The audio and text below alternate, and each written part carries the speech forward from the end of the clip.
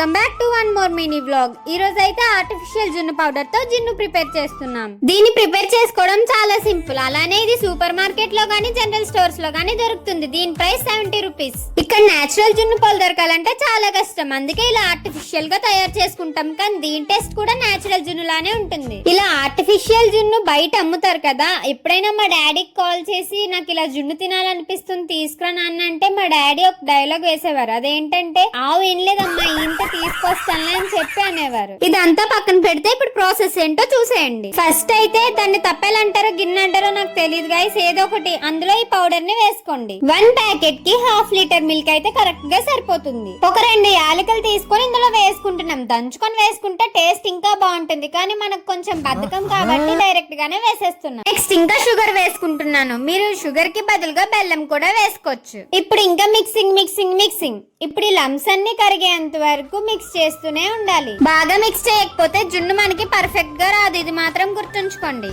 నేను ఇక్కడ మిరియాల పొడి వేయడం మర్చిపోయాను. మీ దగ్గర అవైలబుల్ గా మిరియాలు కానీ లేదా మిరియాల పొడి కానీ ఉంటే వేసుకోండి. ఇక్కడ షుగర్ సరిపోయిందో లేదో టేస్ట్ చేశాను. షుగర్ అయితే పర్ఫెక్ట్ గా సరిపోయింది. ఇంక ఇప్పుడు దీన్ని స్టీమ్ చేసేద్దాం రండి. మీ దగ్గర ఇడ్లీ పాత్ర ఉంటే అందులో కొన్ని వాటర్ వేసుకొని మనం మిక్స్ చేసింది పెట్టుకోండి. దాని మీద ఒక ప్లేట్ పెట్టి ఇంకా స్టీమ్ కి 20 మినిట్స్ ఉంచేయడమే.